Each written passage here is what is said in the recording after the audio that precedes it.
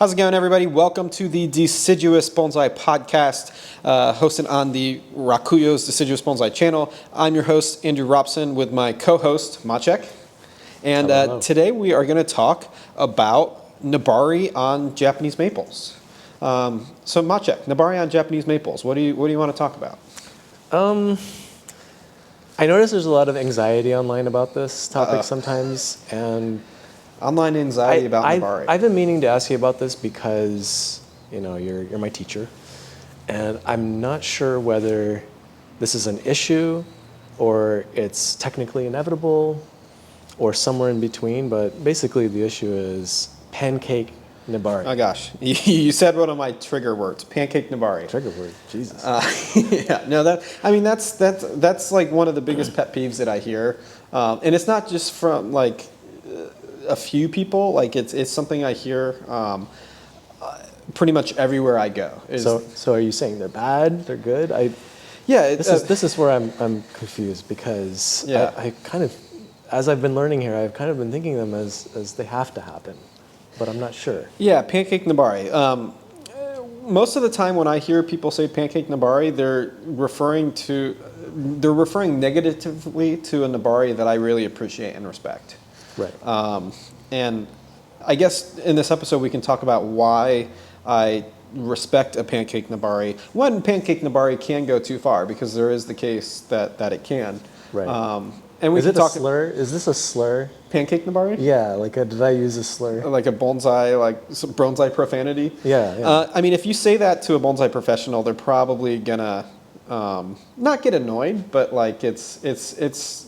First of all, I never hear people say Pancake Nebari who have been growing maples for more than 10 years. So it's a relatively new person phenomenon. Right. I think, Is it because they used to call them something else, like Volcano Nebari or something? No, it's just, I think it's an acquired taste that will build up over time. I think the more that you do bonsai, the more that you will hate, or the less that you will hate a Pancake Nebari, and the more that you will grow to love it. But let's kind of define Pancake Nebari, right? Yeah. Let's back up and what is it exactly? Yeah, Pancake Nebari, or just Nebari on a Japanese maple or other deciduous species, is when you have a really nice fused Nebari that kind of folds off the trunk and goes horizontal on the soil surface. Okay, so kind of a root flare, descending like a mountain maybe. Yeah, and there are a few examples out of the thousands and thousands of trees in Japan. There are a few examples, maybe a dozen that I could think of, that are too much. They're over-exaggerated, meaning there's way more Nebari than there is tree. But you would say those would rise up to the pejorative, like they meet the definition of the pancake? Yeah, and is this a straw man basically? Does a Pancake Nebari really exist? Or it's a boogeyman. Yeah, it's a boogeyman. It's a spectrum, I guess? Because it happens. There are those 12 trees that I could probably find examples of that are way too far, way too exaggerated, way out of proportion. Way more Nebari than the rest of the tree. You have this much Nebari and this much silhouette on the tree. Yeah. That happens in a very, very, very small, less than 1% of cases. And is that a problem aesthetically, or is that a problem technically? I think it's a problem aesthetically in that it's the tree's out of balance. If your Nebari is bigger than your silhouette, then it feels unnatural. It feels off. It feels. I have to ask, how did that even happen, that the pancake ended up much bigger than the canopy, unless there was some dramatic cutback at some point? It could have been, a tree died back to the base and was regrown with a much smaller tree. That's happened in a couple instances. It could be that someone just got carried away with all of the root work, and maybe they really were striving to create something that looked like a Pancake Nebari. Or just a good Nebari, but they maybe took it too far. We'll talk about how to make them, but they overdid it. They went beyond. But in general, also something we should cover is that Pancake Nebari to some degree is going to be inevitable if you're growing a maple in a shallow pot. Why is that? It's because just as a function of time, maples will get a Nebari no matter what. It's a tree. It's probably one of the easiest trees to get good Nebari on, or Nebari is just surface roots. If you're new to the channel, but over time, just growing a plant in a pot like this that's much, much wider than it is shallow, those roots are going to fuse on a maple, and so you will get some sort of Nebari over time. If you work hard and have some good skill, you can get a good version of Nebari. If you neglect your Nebari, then it can be unsightly and not too good. So I guess I'm getting that the pancake itself, or a desirable variant of what we might call like pancake, like a nice, elegant volcano or whatever we want to call it, is not inevitable. It might happen as a result of a good setup, but I guess I'm hearing that you have to work at it. You do have to work at it for a while. But it is inevitable. Roots will fuse on a Japanese maple. If you have two roots next to each other and over time they grow bigger, they're going to fuse together. And so when you have a really nice radial set of roots, let's say you take an air layer, put it in a shallow pot, you're going to get something that looks like a Nebari with very little effort over time, if it's in a shallow pot. Right. If it's in the shallow pot. That's a big caveat. That's how we'll get a sort of drop off that's very gradual, like a shield volcano, more so than like a sort of conical volcano. Yeah, and there's some arguments that I hear about Pancake Nebari. Number one, that it's not natural. Right. But I would argue that you can find examples of a Pancake Nebari in nature. Yeah. You can go to some amazing city parks or even just see sidewalk trees and see fused roots growing. Right. You can, one of the things I say when I'm teaching to students who ask, well, Nebari is not natural, just in general. I say, have you ever seen a tree tip over in a windstorm? When it tips over, the roots are flat. They're not. There must have been 50,000 or a million trees that fell over here back in January, February. Yeah, we had a horrible windstorm. Yeah. And the roots, an oak falls over, all the roots are flat. So Nebari exists on most trees. Trees don't grow a lot of roots that grow straight down. They grow roots that grow out, even in the landscape. And so full-size trees kind of have similar root systems to giant bonsai in a way. Yeah, I guess we're saying. Yeah. So it's in the DNA of a tree to have surface roots. Sometimes those surface roots might be below the surface, in the soil, which we see when the tree tips over. You really get to see that whole root mass kind of peel up. But also too, a bonsai does not have to be 100% representation of how it is in nature. I like to think of it as like a painting versus a photograph. This Japanese maple here behind us, this is a painting of a Japanese maple. It's not a direct photograph of how they grow in the natural environment. Yeah, I'd like to think of it in terms of like a scale model that has fewer points, fewer polygons if you're a computer artist or something, right? It's a lower degree representation of a similar thing. Yeah, exactly. And it's like nobody looks at Van Gogh's Starry Night and says, "Oh, I can't see a sky and a moon and like some stars." But it's different. It's not just a photograph of a sky or a photograph of a starry night, but it's an artistic representation of that feeling. That's the art of bonsai. And so that can apply to the trunk, the shape, the branches, but it can also apply to the roots too. And so even though a really nice flared fused Nebari is not necessarily natural in every single case of every tree that you'll see in nature, it has its roots in so to speak, has its roots or its DNA in a lot of natural components. Yeah.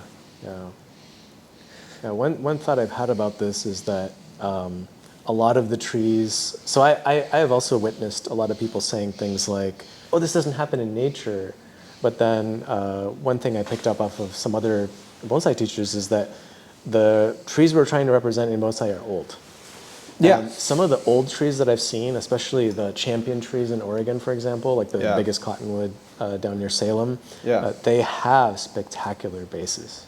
And so they're old, and so it does seem that they do really do this. Maybe not always with this exact fall-off shape. Yep. Each species seems to have a different variant of it, but it does seem to happen. Yeah, it does happen. It's another way of saying it might be like, it's when a movie makes a plot based off a real life thing, they add something to like bring the Hollywood with it. Yeah, they simplify, they add some things they frame the story in an artistic way, and that's what we're doing with the roots. So it has its DNA in nature, but it is idealized to a degree. And two things come to mind. Number one, first of all, I do a lot of traveling to a lot of different clubs and organizations around the country. I've judged a lot of club shows. I've never seen a grotesque Pancake Nebari in the United States. Like the one that would live up to the straw man? Yeah. I've never seen this boogeyman awful looking Nebari. Maybe they're hiding at home, because if they brought them to the shows, people would show up with baseball bats and start beating the tree. Maybe kill it with fire. It's Pancake Nebari. Yeah, so it's just not something I've ever encountered. I've never seen it go too far, at least here in North America. And like I said, in Japan, I've seen maybe 12 examples out of thousands and thousands of maples. But it's not a big deal. Mm-hmm. And the other thing I'll say too is, if you have a tree that doesn't have a Nebari, especially if it's a refined tree, like this one that we have here behind us, this Japanese maple, it's probably the best Japanese maple I have here in the garden. If this didn't have a Nebari, a nice flared base, nice set of surface roots, the tree would feel unbalanced, because you have all of this silhouette, all of these branches, and if you don't have something to kind of stabilize that down at the base, it feels weak and fake and off. Right. I've often thought that it kind of, the widening base into Nebari justifies all of the ramification above, almost like, if you have a neighborhood full of houses, the internet connection to that neighborhood has to be pretty wide. It has to be a big fiber optic cable that can carry a lot of things, or a big highway, for example, that goes to a big city. So if I have many root tips down below, then I can justify I can feed many leaf tips. Yeah, the more branches we have, the more roots we should have. Right. And that can be represented, we don't always see the roots because we have this beautiful pot here, but that can be represented through that beautiful Nebari. So if you were to see a tree like this that had a lot of ramifications, but just had a straight approach, just a pillar straight approach right into the soil, would you suspect that you're looking at a dead tree? That can't be, or a buried Nebari that are right at the bottom of the pot somewhere. You know what I mean? Like that something's not off. Yeah. It wouldn't feel grounded. It would feel. Aside from aesthetics, just technical. It would feel off. It would feel off, and I would also assume that it's a pretty low quality tree, especially if it's a species like a Japanese maple, which we're talking about, that we kind of expect in Nebari. This is one of the species that is like the easiest to get a nice set of surface roots, and it's a species that, like we said, those surface roots will fuse together over time. Now you can enhance it with root grafting, which we can come back to, but it's a species that is very easy to get it, in a way that something like wisteria is almost impossible to get, or a lot of the shrubby plants. So it's because it's so easy, we kind of expect to see it, because it's a big red flag when it's missing.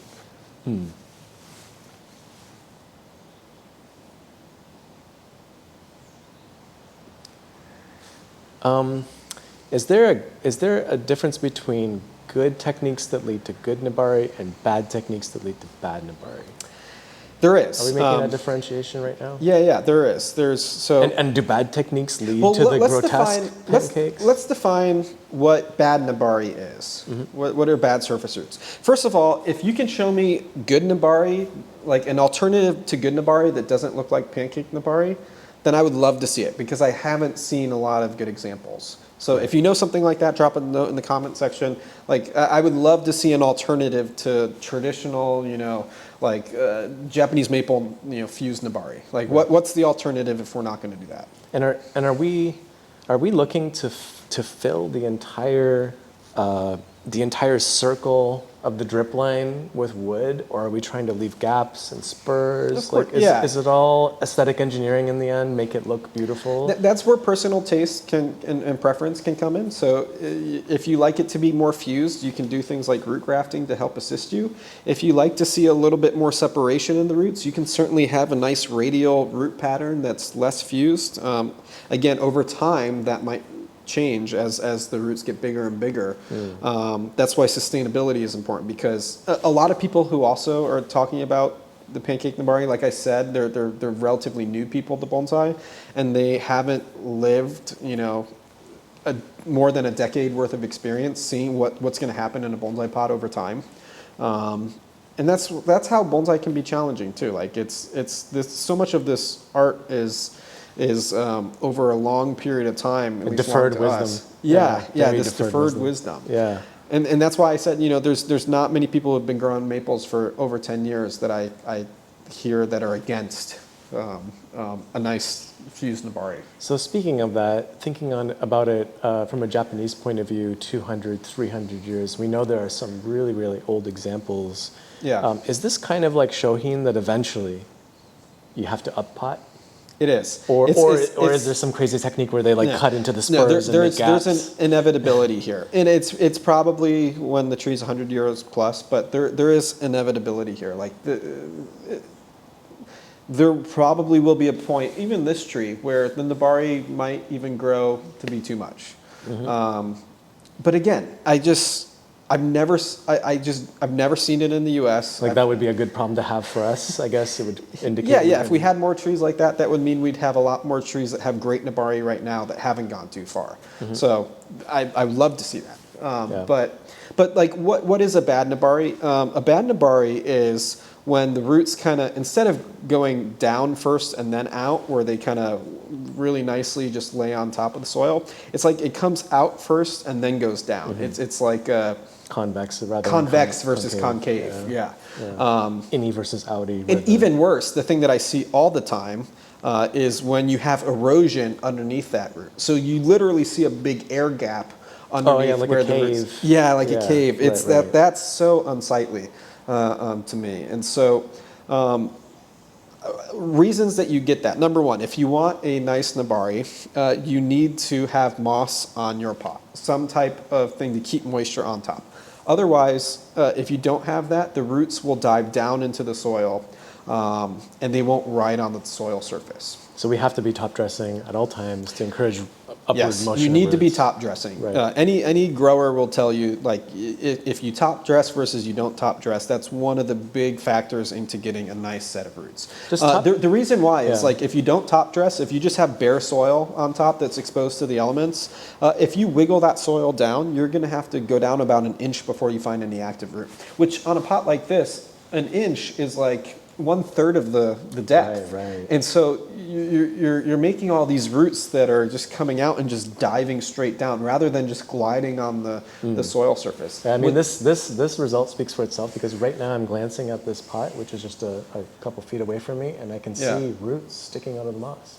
Yeah, the roots are all growing in through the moss. And so that moss really provides a nice layer to use, number one, the whole volume of a bonsai container, but have roots right at the surface. Right. And so that's going to keep all those roots kind of growing out right where you want them. Yeah. That kind of goes back to an earlier question of mine, which is this all kind of about feeding as much capacity of water and oxygen or whatever else nutrients to the tree above, and getting the most out of the pot that we can. Yeah, moisture is a big component too. A maple does not want to be dry, and so if your tree's getting too dry, number one, having moss on top is going to help you with that. But if you're letting even that moss that's on top get too dry, you're going to have issues in building a Nebari. The soil here, I use a lot of akadama, probably 60 to 80% akadama in most of the pots, cut with pumice or perlite.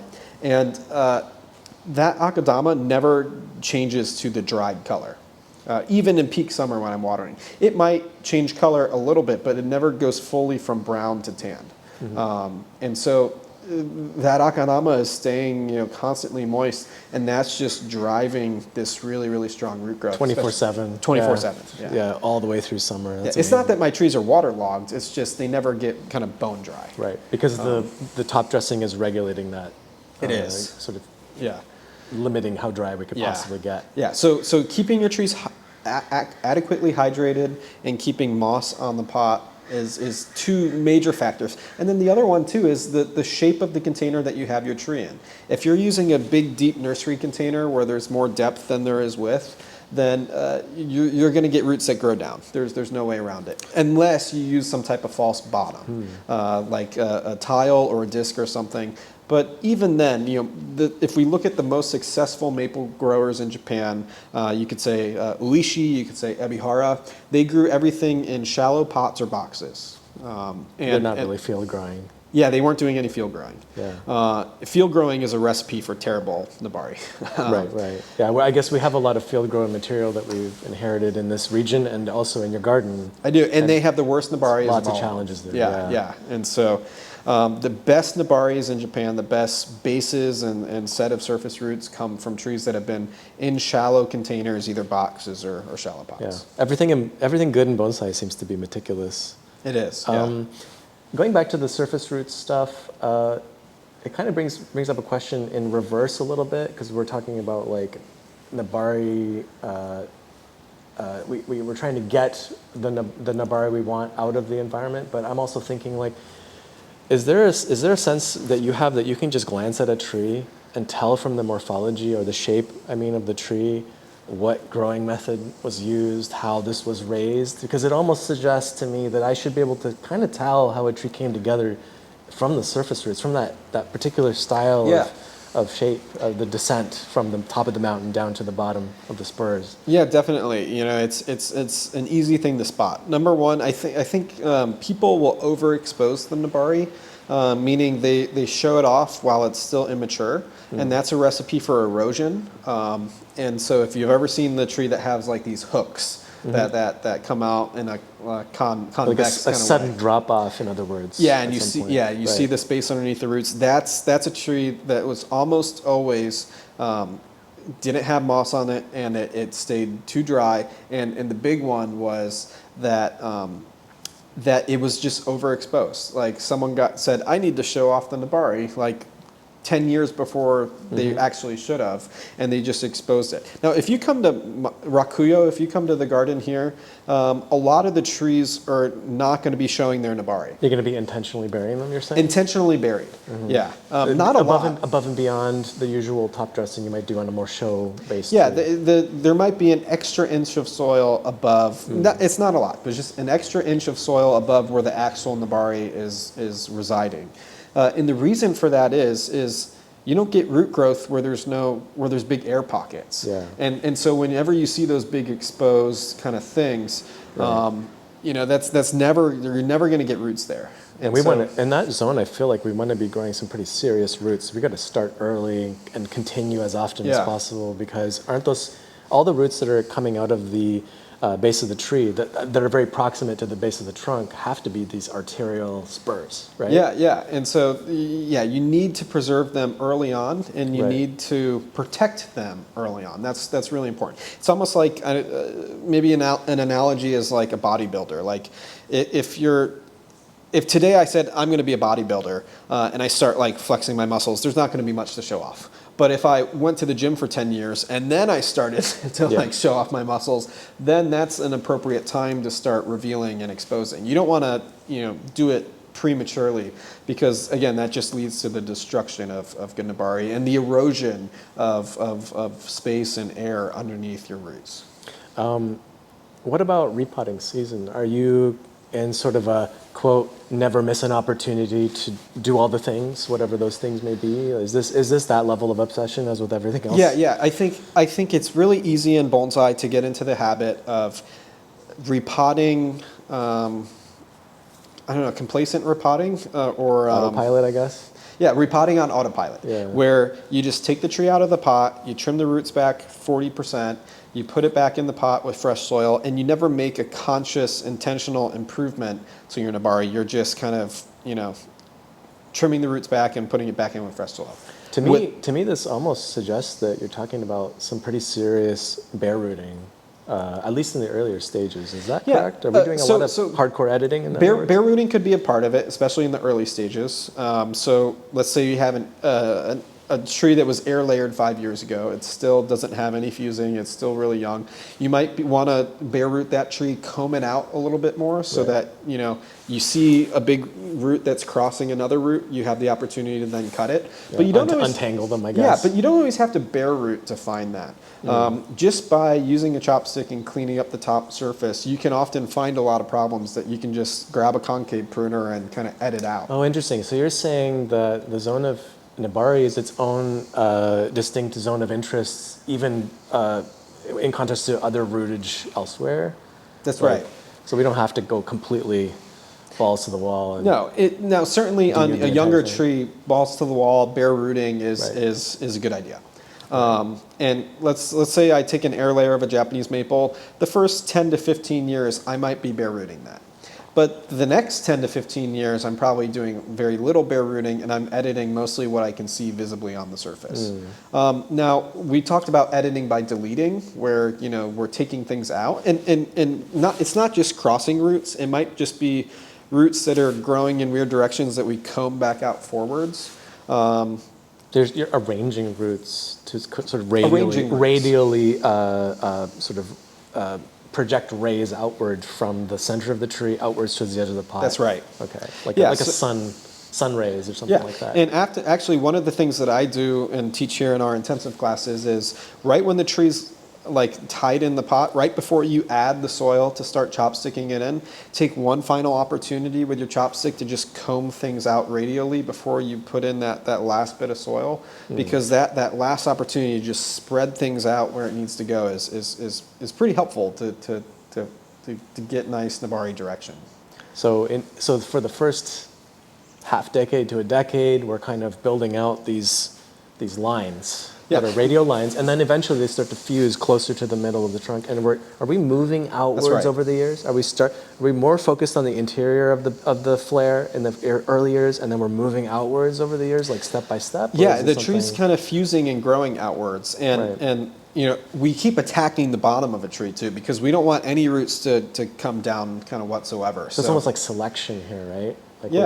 We want to keep the good stuff and delete all the bad stuff. And that's right. Yeah, we're deleting the crossing roots. We're deleting the roots that grow down. We're just keeping the nicely arranged horizontal roots that are coming out of the trunk going to the edge. Feels like an analogy actually to the way we treat the canopy, where you choose the growth you want to keep for the next iteration of work, and you delete the stuff you don't want, and that causes the stuff that you keep to strengthen, and so on and so forth. Yeah, and if you do all of that once, you won't get a fantastic Nebari.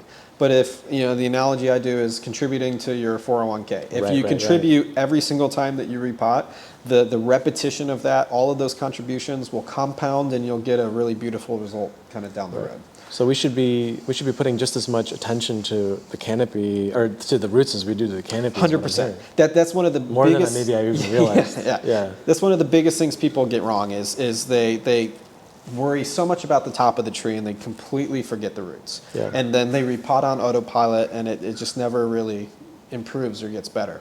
So there's a lot of deleting that we can do, but we should also talk about addition as well. Right. Because through some very easy grafting techniques, and whenever you say grafting, you say this scary word that sounds complex and difficult. But through just some basic root grafting, you can add roots in places where you have deficits. Let's say you have radial roots, around 3/4 of the tree, and then you have a 1/4 area gap where you just have a big space. You're missing a root at like 3 o'clock and 5 o'clock. And for some reason you just never got roots there. You can literally place roots there by grafting a seedling that has roots coming off of it to that spot, letting the seedling grow to fuse that graft site, and then cutting the seedling off at the base of the trunk. So now you just have roots growing exactly where you need them. Now I'm wondering, because we're talking about filling spaces, and we're talking about all these radiating rays from the middle, or these spurs, or whatever you want to call them, arteries.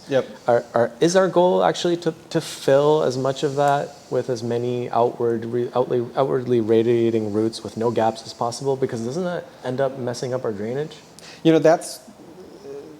Or is that just kind of like a So it doesn't mess good up problem to drainage have, unless or- it's those 12 examples out of thousands and thousands of trees that Right, okay. have just gone too far. So you would have had to been like pathologically dedicated to creating that scenario, I guess, is what For, you're for a saying? few generations, yeah. Okay, right. For like a really long time. Like Yeah, it's your yeah. goal in life to make this scenario. Yeah, but it does just regular good Nebari, something that I would characterize as good Nebari does not impede drainage. What about in forest but- compositions of maple? Yeah, forest compositions, we're not necessarily looking for Nebari. Now Right, but you we will, get this solid massive roots though. yeah, right? you will see on forests that have been bonsai for 40 plus years, you will see just a function of them being in a shallow pot, the roots, the base of the trees will flare as they get to the trunk line. But again, Nebari is not kind of intentional or desired in a forest in a way that it is a single trunk tree or multi-trunk tree. But I want to go back to your point that, or your question that you were asking. About the filling. Yeah, about the filling Yep. is there is some personal preference here. Maybe you don't want it to be 100% radial. Right. I actually like that look of 100% radial because to me, when I'm designing Japanese maple bonsai, they are more idealized on the spectrum rather than naturalized. Meaning, if you look at this Japanese maple here behind me, it's not a direct representation of how it is in the natural environment, but it is a combination of hundreds of years of bonsai aesthetic and technique made by generations of people that have said this is a very pleasing tree shape form, and not just for bonsai. We see this in Niwaki. If you go to the Portland Japanese Garden, you're going to see trees in this shape and style as well. So it's the kind of evolved aesthetic Of over another- thousands of artists, Right. And it works because it just looks good. Like So there's an association, a visual association of age once you've really filled in all There those is. gaps. I mean, I'm looking at this tree and I don't really see individual spurs or individual buttresses. You don't. I just see this single kind of Yeah, round and going back to the grass. point we talked about earlier, like it might have had that at one point, but they might have fused together over time. But It's- if we dug this moss away, we'd eventually find them separating into individual. we would, roots. yeah, the farther out that we go. Right, But it's going to be farther and farther out on an old tree like this. This tree's maybe 80 to 100 years old, so it's got some age, and therefore, even in the last 10 to 12 years that I've worked on this tree and known this tree, the base, the Nebari, has almost doubled in size, which really does tell you like this in a bonsai pot, if we're thinking long term, not just how the tree looks today in front of Yeah. us, long term things are going to happen beyond our control. Yeah. Also, Japanese maple is damn productive. Yeah, Yeah, impressive, right? There's a reason this is the most popular species for deciduous bonsai. So one more question about grafting before we move on to like pathways and things Yeah, like yeah. that. With regards to grafting, I know that we're taking another piece of maple material from somewhere else and sort of like bringing in or importing in those roots. That's We're right. kind of like borrowing those roots. That's right. And then we're shoving it in there, pressing it really hard up against just a very, very simplified version of grafting, Yep. jamming it up against the tree, against the root system, and then clipping away the rest of that other seedling later. Now, one thing that's always made me interested about that is that there's bark styles between different Japanese maples. Are you concerned about, you have a particular style of bark on this Japanese maple, then you bring another one to graft with, and now you have roots that have mismatched bark? Is that even a thing? Yeah, it is a thing. Great question. For 95% of scenarios, it doesn't matter what stock that you have when you're doing a root graft on Japanese maple. Meaning if you have some type of green leaf Japanese maple, be it just a regular Acer palmatum or a Shishigashira or a Desojo, or just any standard Japanese maple, it doesn't matter. If you have a special bark characteristic, then that bark characteristic will reveal itself on the surface roots as well. So let's say we have Arakawa or Nishikigawa, two of the rough bark, Yep. pine bark Japanese maples.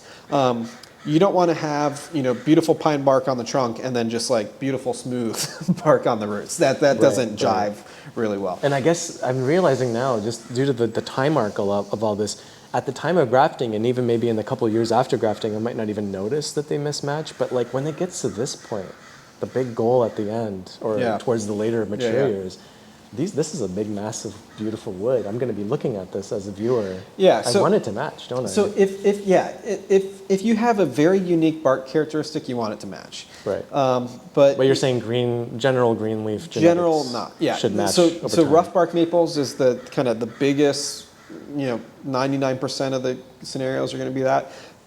There are a couple. There's a Japanese maple that they actually call snake bark or tiger bark maple, kind of like the ficus. Like a pinstripey. Yeah, it's got like a lot of striations, and so maybe if you have that, you want to use that to match the roots. But in general, it's just mostly just for the rough bark maples. So maybe air layer off of your maple. Yeah. Turn those into seedlings, grow them for a bit to get some roots warmed up, and then use those for grafts. That's right. Something like that. The other thing too is red leaf versus green leaf. Not many people use red leaf varieties. Let's say Bloodgood is the biggest example. Right. But if you have that, the bark is a slightly different color on a green leaf than a red leaf. Yeah. So I would say, if you have a Bloodgood or Tom Lee's Red Sentinel is just one that I really like. Does the shoujo also fit into this at all? No, because the leaf is green in the summer. So very different growth habit and bark. But any like pure red leaf that's kind of red or purple all year round, use just a basic red leaf seedling. So if you have a Bloodgood, you can just use any seedling red leaf maple to graft on that because the bark will match. Right. But in general, red leaf to red leaf, green leaf to green leaf, rough bark to rough bark. If you follow that rule, then you'll be fine. So it's like a skeeter's broom or something that's very, very close to Bloodgood in appearance will probably work. It would probably be just fine. Okay, interesting. Let's talk about... Before we leave root grafting, though, yeah. There's two different types of root grafting that you can do. You can do an approach graft method or a thread graft method. So the approach graft method is where you literally just make a cavity the size of your root graft. And our root grafts are usually the size of a pencil, more or less. Maybe as big as a pinky finger, but somewhere between pencil and pinky finger. You make a little cavity in the gap where the roots are. You use something to secure that tree in that cavity that you fill. Usually a little grafting nail is what I use. And then you put some cut paste on the side so water doesn't get into that graft union. And then you let that seedling run and grow. So that's one way. And eventually they fuse. And eventually they fuse. You cut the woody part off and you have roots grafted to the trunk. The other method is a thread graft. So if your trunk is... That sounds funny to me. Yeah, but it's possible. Now, the disadvantage of a thread graft is that you can't do a lot of them because you would just be intersecting in the middle of the trunk and you'd just be bumping into things. Yeah. But if you just have to do one or two, a thread graft is really, really easy. And it creates a really nice angle. The roots come out kind of at the angle that you want them to be at. So if you just need to do one or two, and your trunk is small enough that you can actually get a drill bit through it. You can have the luxury of precision engineering that angle of So a thread graft version where you have the seedling come out and the roots are just kind of perfectly sticking out to one side. That works just as well. Again, you can't put 7 thread graft root grafts on a tree just because they would all intersect in the middle of the trunk and get some damage. But if you're just doing one or two, it works well. So both of those methods create equally, nice root grafts. Yeah. And the other thing I'll say about root grafts is, here in our intensive classes, I have students root graft now. In the last few years, I'm teaching it in every single repotting class, and I would say students who have never done this before have a 99% success rate when doing it under high-level supervision. Yeah. So as long as your instructions are competent and you've seen it done by a competent source. Yeah, and you have a teacher kind of over your shoulder, then it's 99% success rate or better. In fact, I don't think I lost a single one this year. Nice. So it's the benefit of an intensive class to come and witness something like that. But root grafting is not this complicated thing in a way that maybe grafting new foliage on a tree can be. Yeah, it sounds like I've been coming up with excuses not to do it, or I've heard other people with excuses. It's a surgery or something. But now that I think about it, Japanese maple seedlings are so plentiful. Yeah. We don't have an excuse. Well, and there is another level of planning, right? Like you Right. have to have okay, I'm repotting this Japanese maple this spring, so I need to source some things before the repot. Yeah, you have to and think have weeks them in ready to go. advance. Yeah. But, I mean, that intentionality is what makes great bonsai. Right, right. Yeah, so we've talked about editing our way there. We've talked about coming in and sort of grafting and inserting. Yep. And then I guess there's one other way to get there, to get really good Nebari that we know of, which is air layering, right? Yeah. If you're going to start, like, if you want a genesis for a good Japanese maple, air layering or getting a very, very young seedling. Those are the two methods. The younger you can start with, the less flaws you'll have built into something. And then you're just editing your way intentionally all the way through. You're cultivating your way to it. Yeah, so let's talk air layering first. Yeah. So with an air layer, one of the benefits of an air layer is you get mass, meaning something that's not just a seedling pencil. You get mass from the get-go, but you get the start to 360-degree root pattern kind of right from the beginning. Now, I won't get into how to air layer because there's lots of different ways to do it, and a lot of them work. But I will say one of the biggest mistakes that people make with air layering is that they don't edit the roots from the get-go. And something that I do when I take an air layer is the moment that I take that air layer off, whenever it's had enough roots to be severed from the parent plant. You open it up and you see lots of roots. I available. edit. I edit. I comb away the sphagnum moss in the soil. I look for if there's any big roots that can be manipulated. I'll use some twine to maybe tie them and space them out. Yeah. But from that very first time that air layer ever goes into a container, I make an edit. That's the most critical time. It's iteration one. Iteration one. That's Right. when you really get to set yourself up for an easy future. If you don't do it, if you just plop it in and then the roots get big, then you're kind of having to hit the reset button. And You're back to where you may have started originally. And actually that brings me back to something that we mentioned earlier, which is these sort of quickly dropping off unsightly roots that create those caves and things like that. Yeah. Is air layering a way to fix that on a much larger tree? It's a reset button. On a much larger tree, though? Yeah, it can be a reset button. I've air layered things that are 8-9 inches in diameter. So, if you have a really bad Nebari, either you got a tree where it wasn't handled correctly in the past, or you're just like me and you found a piece of nursery stock that was worth Grafted. playing with, Yeah. then if it has a bad Nebari, you just air layer above the bad Nebari, hit the reset button, and kind of start over. So I do see that mentioned online quite a bit in forums. Maybe it's one of the most common pieces of advice regarding nursery maple material is to just go ahead and air lay it right away, because then you get two trees, but also you get started that good Nebari. Yeah. But what people don't seem to talk about is what can people expect in terms of timing to build out that flare again, or at least have a useful enough root system? Good question. Yeah. To run that tree. Good question. It's about as long to make a nice Nebari as it is to make a nice top of a bonsai, meaning trunk and branches. So if we say, the two people in Japan, Oishi and Ebihara, who probably made the best trees in the fastest amount of time, took about 25 years from air layer to Kokofu prize. And so it was not just 25 years to build a beautiful trunk and beautiful branches, but 25 years to also build a nice Nebari. Yeah. It wasn't like the Nebari was done in 5 years and the rest of it was done. I guess I'm imagining this hypothetical tree that actually had pretty decent branching already, Yeah. but then needed the Nebari reset. Yeah, so if you have that scenario, you can find an outstanding tree, but the Nebari is absolutely terrible, needs the reset, then you're looking at, more than a decade to make it look. Because we still have to work our way outwards, build all those spurs, That's right. do all the, it's a lot of work and it needs a lot of growth to do that. Right.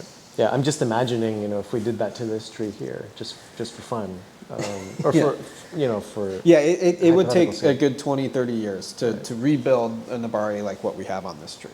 Now, air layers are a great place to start. Like we said, you get a little bit of mass. You get like a 1, 2, 3 year head start with the mass that you get from an air layer.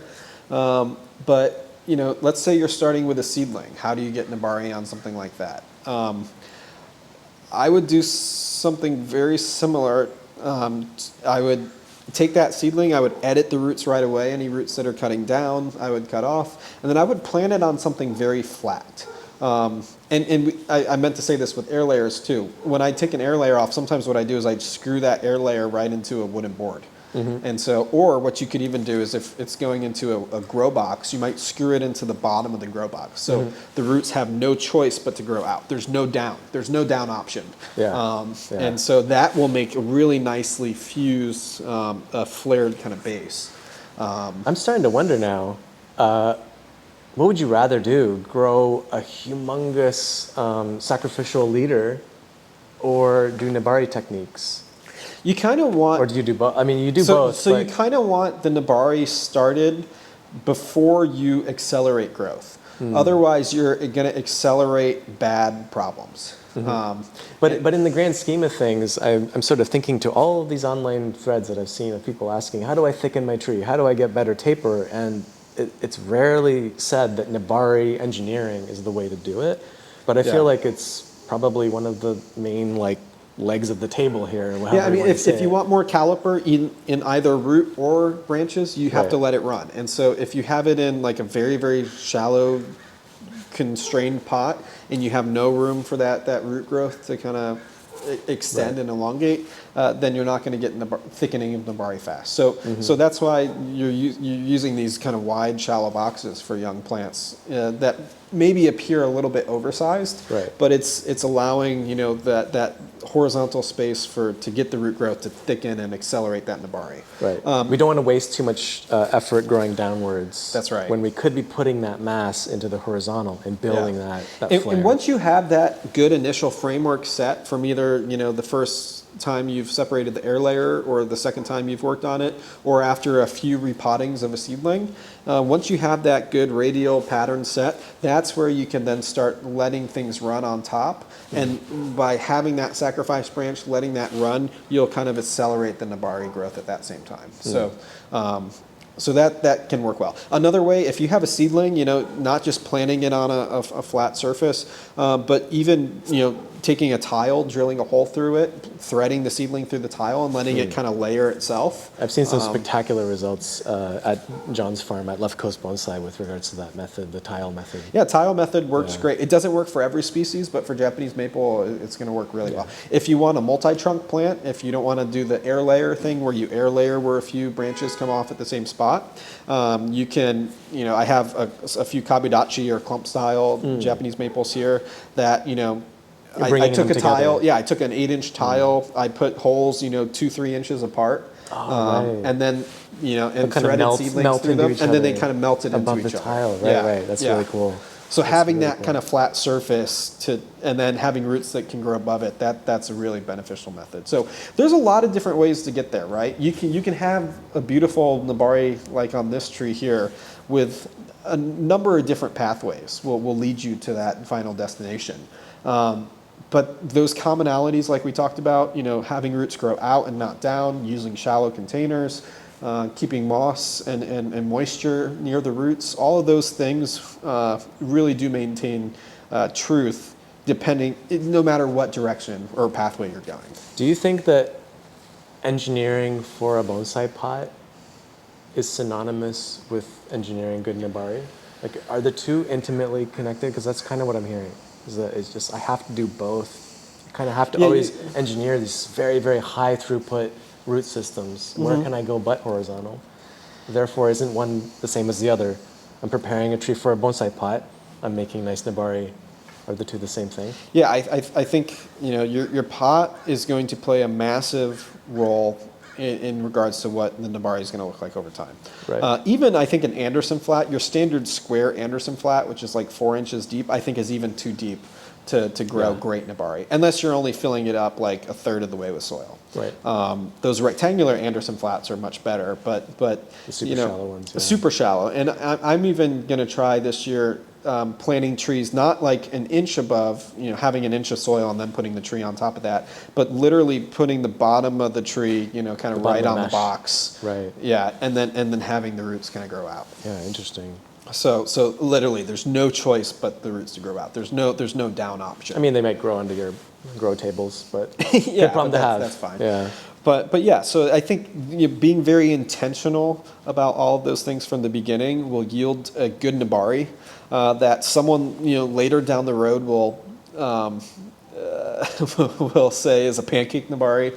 But for people who really know and understand Japanese maples, they'll really appreciate that. For people who are buying bonsai, a pancake Nebari will probably be 3 times the retail price. A pancake Nebari will probably sell 10 times faster than a tree that has a poor Nebari. Because it's not a grotesque caricature. It's kind of like a technical signifier of a particular type of physiological setup. That's right. Right. One last thing. We've been talking a lot about maples, and this works incredibly well for maples, and probably is the best way to study Nebari. But like it is, deciduous species appropriateness for Nebari. You mentioned wisteria. It kind of makes sense to me, by the way, that wisteria has a deeper pot.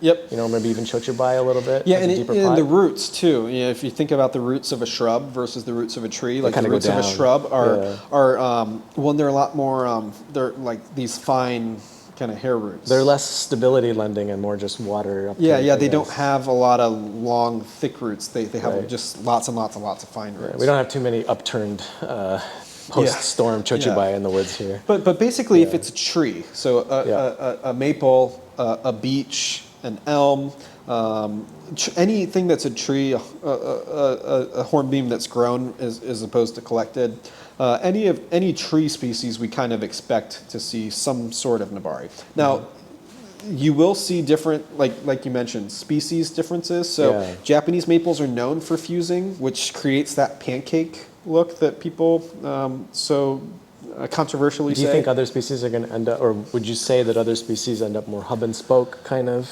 Yeah. Some don't fuse as much. So beech is an example of something that doesn't get so much fusion. It still does fuse, but not to the extent of Japanese maple. So I guess you would see more spokish type individuals. An elm tree does not fuse to like a maple does. So there is species differences here, but. So Japanese maples will get way more fusing than any other species, but beech will fuse to a degree, but something like a Zelkova, won't. There is a very famous Zelkova by Mr. Ebihara that has a tremendous fusing of the roots, and that's kind of an anomaly. Because almost no other Zelkova that you see has done that, and he did a lot of root grafting to kind of help make that happen. But you're not saying that a well-engineered bonsai Zelkova is going to end up with like no Nebari or just a straight drop into the soil, correct? That's right. They're going to have some type of flare at the base. So that's like a degree of flare. And having a good Nebari where you do have that flare that comes out. Those two things are hand in hand. Like if you have roots riding right on the surface, then your trunk is going to swell right into those rather than just go straight down into the soil. Yeah. It'll be easier to tie down your tree next year and the year after that. Yeah. The other thing too is, pot-grown trees, we kind of expect there to be Nebari. If you have been growing a tree from an air layer or a seedling and there's not a Nebari, then it kind of signals that bad technique was used early on. Versus a Yamadori, we can kind of forgive the absence of a Nebari. So if I'm collecting a vine maple, like we talked about on our last episode. If I'm collecting a vine maple, I don't necessarily expect a Nebari because this thing was growing in lava flow where there was, in very different conditions. Complex root structure situation. Other types of value in the trunk and things like that. Yeah, the overall feeling, I guess, is what we're looking for. So certain styles like forest, we don't expect a Nebari. Certain origins of bonsai like Yamadori, we don't expect a Nebari. Certain families of trees like shrubs and vines, we don't expect a Nebari. But if it's a tree that's been container grown and is a species that fuses, we do kind of expect to see a Nebari.